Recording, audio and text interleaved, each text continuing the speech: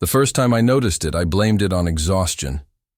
It had been one of those relentless weeks where the paperwork seemed endless, and I hadn't slept more than 4 hours a night. Sitting at my desk, I couldn't help but watch him through the glass window of his office. Ethan, my boss, was pacing while on the phone, his brow furrowed, one hand pressed to his temple. He wasn't wearing his usual crisp shirt and tie, but a faded band tee that clung to his frame in a way I couldn't ignore. The office was mostly empty, late Friday evening with only a few of us still here.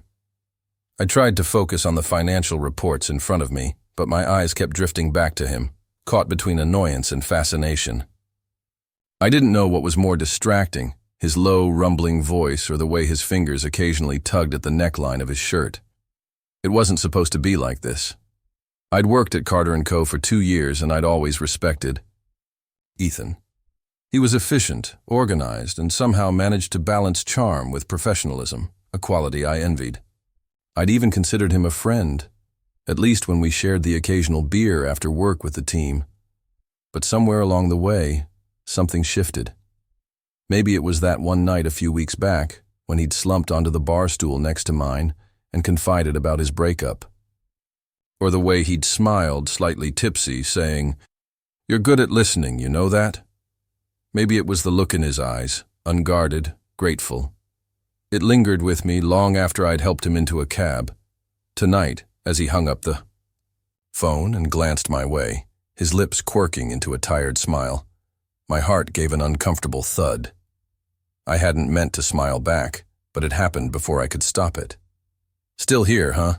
he called out, stepping out of his office. "Yeah," I managed, my voice betraying nothing. "Just finishing up." He nodded, leaning against the doorway, his eyes narrowing thoughtfully. "You want to grab a drink after this?" It was the way he asked, like he needed the company, like he didn't want to be alone. I should have said no. I should have thought it through, but I didn't. "Sure," I said, and his smile widened just enough to make my stomach twist. The bar Ethan chose was a familiar one. A cozy spot just a few blocks from the office with worn leather booths and low-hanging lights that bathed everything in a warm, amber glow.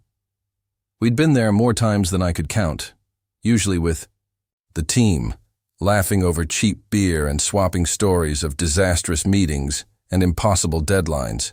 But tonight, it was just us. He slid into the booth across from me, stretching his arms over the backrest as if shedding the weight of the week. "I don't get why you're still at the office so late. Didn't you finish that report on Tuesday?" I raised an eyebrow, leaning back as the waitress set down 2 beers with a nod. Some of us actually double-check our work. Ethan chuckled, taking a long sip of his drink. "Double-check or procrastinate?" "That's rich coming from you," I shot back, unable to hide my grin. Who was it that left the quarterly projections until the night before the presentation? His eyes sparkled with amusement. "I like to work under pressure." "Yeah, I noticed," I replied, and we both laughed. It was always like this. Easy, unforced. For someone who intimidated half the office with his no-nonsense attitude, he was surprisingly laid back outside of work. I guess that was part of the appeal.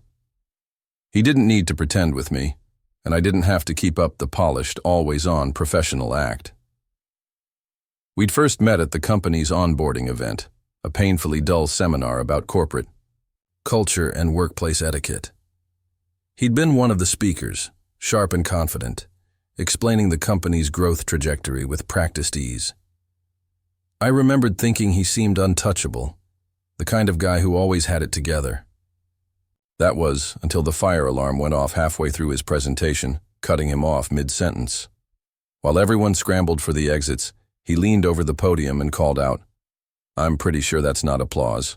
Should I be offended?" Ace's laugh had slipped out of me before I could stop it, loud enough that he spotted me in the crowd.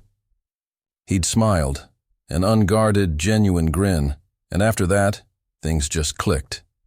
We'd been friends ever since, and over time, the inside jokes piled up. He still teased me about the time I'd spilled coffee on his laptop during a budget meeting, and I never let him forget his karaoke rendition of Don't Stop Believin' at last year's Christmas party.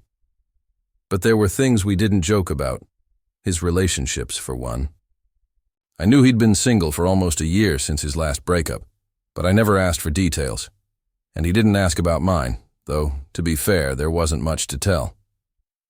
"Hey, you still good for the retreat next weekend?" he asked, pulling me back to the present. "Yeah, assuming I survive the week," I replied, taking a sip of my beer. The company retreat was this annual thing, a 3-day escape to some cabin in the mountains. Last year, I'd been stuck with accounting and legal, listening to them drone on about tax codes and compliance. But this year, Ethan had managed to shuffle the roster. We were rooming together. "Should be fun," he said, clinking his bottle to mine. "Maybe you'll actually relax for once." I rolled my eyes.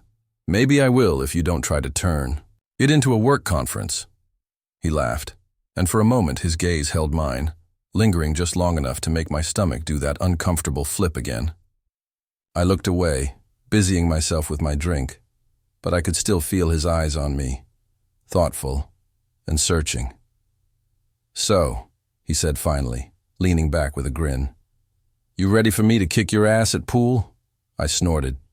"You haven't won a single game against me in 2 years." He just smirked, sliding out of the booth. First time for everything. As I followed him to the pool table, I wondered, not for the first time, if I was imagining things. The way his hand brushed mine when he handed me a cue. The way he laughed a little too hard at my jokes. The way his eyes softened when he looked at me. It didn't mean anything. It couldn't. But I couldn't shake the feeling that maybe, just maybe, I wasn't the only one feeling it. The cabin was exactly as I'd imagined, rustic, isolated, and buried in a forest that stretched out endlessly in every direction.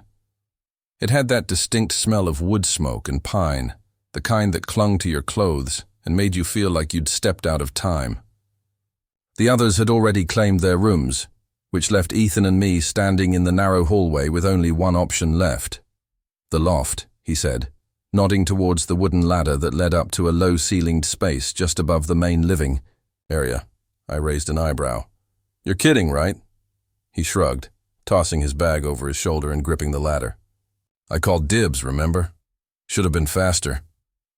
I sighed, knowing there was no point in arguing. Ethan wasn't the kind to budge once his mind was set. He climbed first, his footfalls steady on the rungs, and I followed, tossing my own bag up ahead of me. The loft was, cozy, to put it mildly. Sloped ceilings angled down to meet the floor in a way that required ducking, and the single bed shoved up against the far wall took up most of the space. There was a window just above the headboard that overlooked the forest, its glass fogged from the cold outside. "Single bed?" I asked, disbelief coloring my tone. Ethan dropped his bag next to the bed, flopping down onto the mattress with an exaggerated sigh. "I told you should have been faster." He grinned, patting the space beside him. "Plenty of room." I snorted. "Yeah, if we're stacking like firewood." His grin only widened. "You scared, man?" My heart gave a little lurch at the way he said it, casual, teasing. But there was something else there too, just beneath the surface. I rolled my eyes, fighting back the heat that crawled up my neck. "Of you?" "Please." He laughed, stretching, out so that his arm brushed against mine as he settled back. "Guess we'll find out." I busied myself with my bag, unpacking the essentials and pretending not to notice the way his leg stretched out, his knee bumping mine every now and then. I wondered if he did it on purpose. No, he couldn't have. It was just Ethan being Ethan, annoyingly comfortable in his own skin, oblivious to the way his casual touch set my nerves on edge. The others downstairs were already cracking open beers and firing up the grill, their voices muffled but lively. I thought about heading down, throwing myself into their noise to escape the confines of this loft. But when I glanced over at Ethan, sprawled out on the bed with his hands behind his head. I hesitated. He looked peaceful, more relaxed than I usually saw him. His eyes were closed, lips slightly parted, and the sunlight that slanted through the tiny window threw lines of gold across his face. It felt like I was seeing him, really seeing him, for the first time. "Hey." His voice broke the silence, and I blinked, realizing I'd been staring. "Yeah?" I replied, forcing my hands to still where they were fidgeting with a zipper. "You gonna stand there all day?" He patted the mattress beside him again, the gesture so casual it almost made me laugh. Almost. "I was thinking about making a break for it," I said, forcing a grin. "Yeah?" He opened one eye, studying me. "Think you could outrun me?" There was a challenge in his voice, something sharp and playful. I raised an eyebrow. "I know I can." Ethan laughed, the sound rich and unrestrained. He stretched, his hand brushing my knee as he leaned back. It was barely a touch, just a whisper of contact, but it sent sparks shooting up my leg. I didn't move. Couldn't. "Big words," he said, his voice dropping just a fraction. His fingers lingered for a moment longer than necessary before he pulled back, folding his arms behind his head again. I swallowed hard, the sound too loud in the silence that followed. "Guess you'll have to test it," I managed, forcing the words out with more bravado than I felt. Ethan just smiled, his eyes locking with mine. "Maybe I will." There was a weight in the air, heavy and charged. I felt pinned by it, like something had shifted between us, and neither one of us was quite ready to acknowledge it. His eyes didn't move from mine, and for a moment I wondered if he could hear my heartbeat hammering in my chest. But then he blinked, stretching his arms above his head and breaking the tension like it hadn't even existed. "Come on, we should head down before they finish off all the food." I nodded, the breath I'd been holding finally escaping my lungs. Yeah, let's go." But even as we climbed back down the ladder, the echo of that touch lingered, sparking in my skin like embers refusing to fade.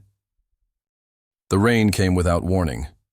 One minute the group was gathered around the fire pit, swapping stories and toasting marshmallows, and the next, the sky cracked open, sending everyone scrambling back to the cabin. Laughter echoed through the halls as people peeled off wet jackets and shook out their hair, but by the time Ethan and I reached the door, we were both soaked through.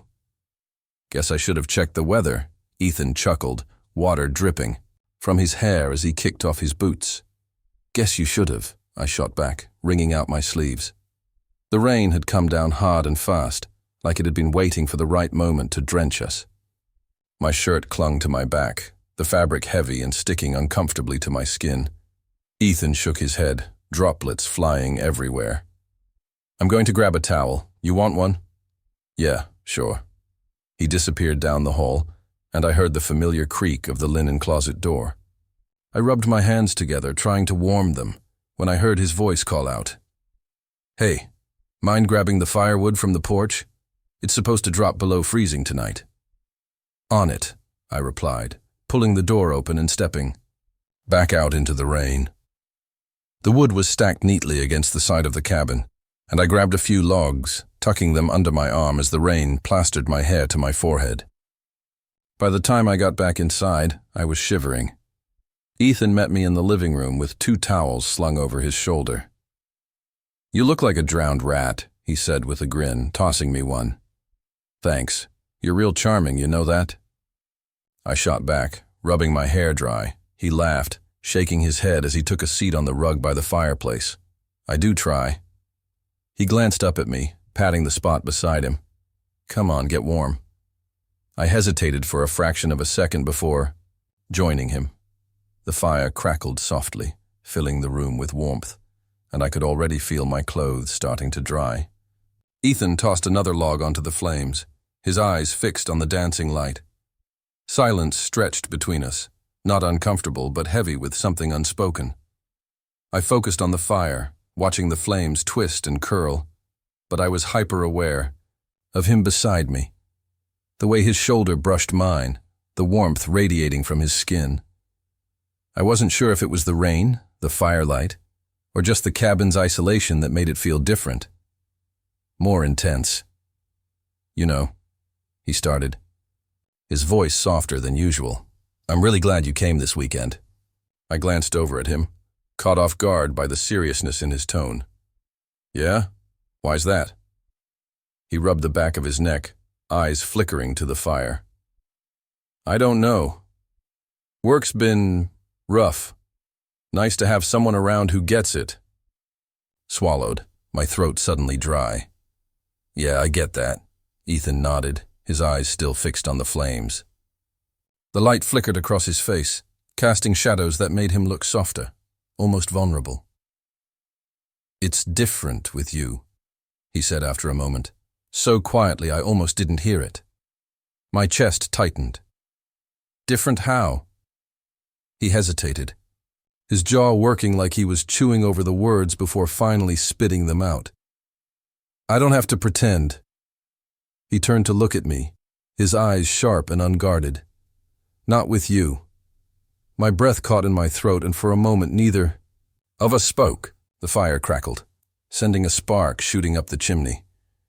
"You don't have to pretend with me either," I said, barely above a whisper. His gaze flickered to my mouth, just for a second, before meeting my eyes again. "What if I don't want to?" The air between us grew heavy, weighted with things unsaid.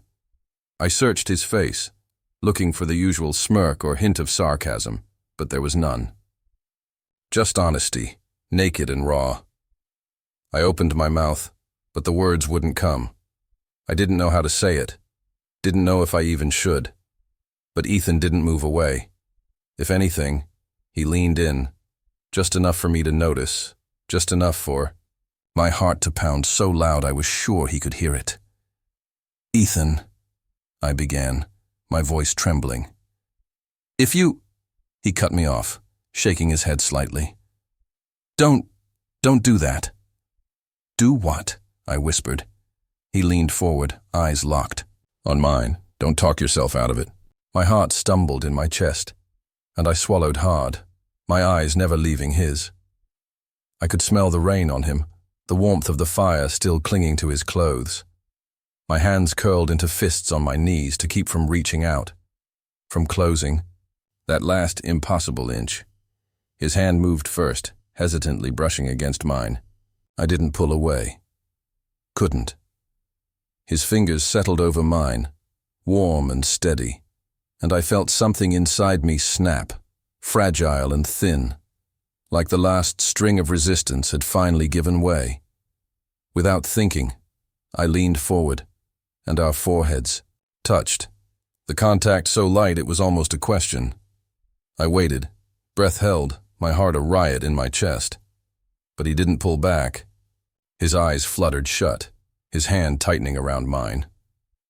When his lips met mine, it wasn't desperate or hurried. It was soft, tentative, like he was afraid I might change my mind. But I didn't. I couldn't. I kissed him back, my hands moving to his shoulders, fingers curling into the damp fabric of his shirt. His hands slid to my waist, pulling me closer, and the rest of the world fell away. When we finally broke apart, his forehead rested against mine, both of us catching our breath. His eyes opened slowly, and he gave me a smile that was both relieved and a little bit terrified. "I guess I don't have to pretend anymore," he murmured. I smiled back, brushing a thumb over his cheek. "Guess not." The fire crackled behind us, filling the silence with warmth and light. I didn't know what this meant, or where it would lead. But right now, with his hand still holding mine and his breath mingling with mine, I didn't care. The fire had burned low, casting long shadows across the wooden beams of the cabin, but neither of us made a move to leave. We were still on the floor, leaning back against the couch with a thick blanket pulled over us. Ethan's arm was draped casually over my shoulders, and I was tucked into his side like it was the most natural thing in the world. It should have felt strange. It didn't. His thumb traced slow, lazy circles on my arm, and I couldn't help but smile at the casual intimacy of it. If I closed my eyes, I could almost pretend we did this every weekend. Sat by a fire, listened to the rain, existed in this kind of effortless closeness. "You're quiet," Ethan murmured, his voice soft and low. "Processing," I admitted, leaning my head back against his shoulder. "You kind of dropped a bombshell back there." He laughed, the sound rumbling through his chest. "You kissed me first." "Because you wouldn't shut up," I shot back, nudging him with my elbow. "Oh, so it's my fault now?" His arm tightened around me, and I felt his cheek press against my hair. "Definitely." We fell silent again, but it was the good kind of silence, the kind that stretched out warm and easy. I stared into the dying flames, the last embers glowing softly. It was ridiculous how right this felt, like we'd stumbled onto something we should have found ages ago. "So, what happens now?" I asked, my voice quieter than I intended. Ethan's fingers stilled on my arm for just a second before resuming their slow tracing. "I guess that depends." "On?" He shifted, his chin resting on the top of my head. "On you. On if you want this to be real." I swallowed hard, turning just enough to look up at him. His eyes were serious, the firelight reflecting in them, casting shadows that made him look softer, almost vulnerable. My chest tightened. I hadn't seen that look before, at least not directed at me. "I want it to be real," I said quietly, the words slipping out before I could second-guess them. "I just didn't think you'd ever want this." He raised an eyebrow, his lips quirking up into a grin. "You really think I asked to room with you just because you're good company?" I blinked, my mouth opening and closing in surprise. "Wait, you?" Ethan laughed, the sound warm and unrestrained. "You think I'd willingly share that tiny loft just for fun?" He shook his head, his hand cupping the back of my neck. "I'm not that selfless."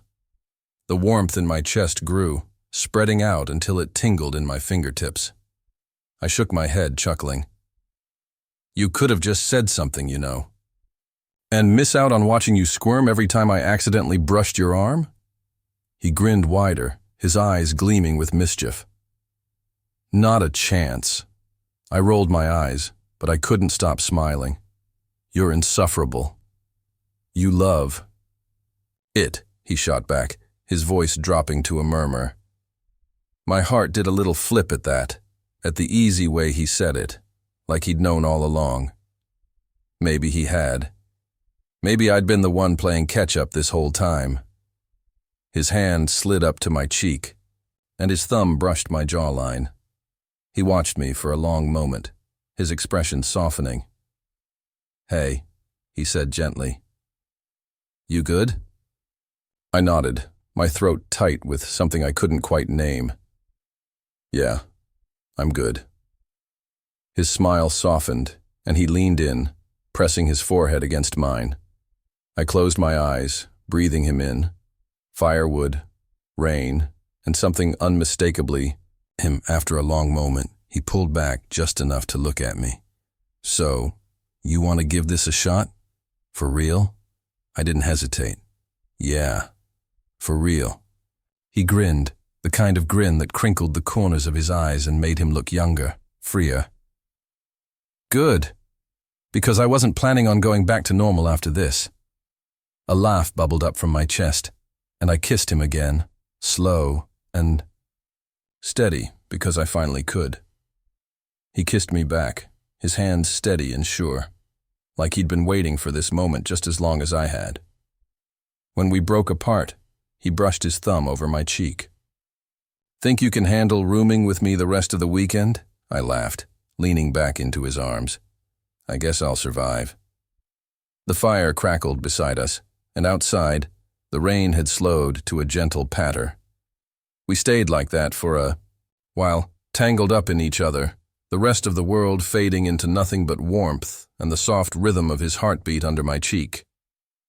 For the first time in a long while, I wasn't thinking about the office or deadlines or the million ways this could go wrong.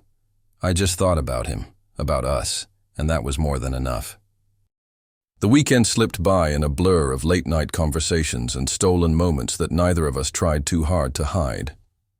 The others seemed oblivious, too wrapped up in their own worlds to notice how Ethan and I lingered just a little too long when our hands brushed, or how we seemed to disappear at the same time to grab firewood or check the grill. It was ours, this secret universe that we'd built in whispers and glances, and for once, I didn't feel the need to explain it to anyone. The rain finally stopped on Sunday morning, leaving the forest drenched and glittering with droplets that clung to every leaf and pine needle. The sunlight broke through the clouds, casting everything in a golden glow as we packed up the cabin and loaded up the cars. Ethan and I worked side by side, our shoulders brushing occasionally, fingers grazing with just enough purpose to send a flicker of warmth racing up my arm. When the last of the bags were packed and the others had piled into their cars, I found him leaning against the side of his truck, arms crossed and a grin playing on his lips. "You ready to head back?" he asked, nodding towards the open road that snaked away from the cabin. "Yeah." I stepped closer, feeling the gravel shift under my boots. "But not really." He raised an eyebrow. "You want to stay up here forever? I mean, I'm down, but I didn't peg you as the cabin in the woods type." I rolled my eyes, nudging his shoulder. "Not that, just, you know." His grin softened into something gentler, something more real. "Yeah, I know." He straightened up, his hand sliding into his pocket as he pulled out his keys. But then he paused, his eyes meeting. "Mine.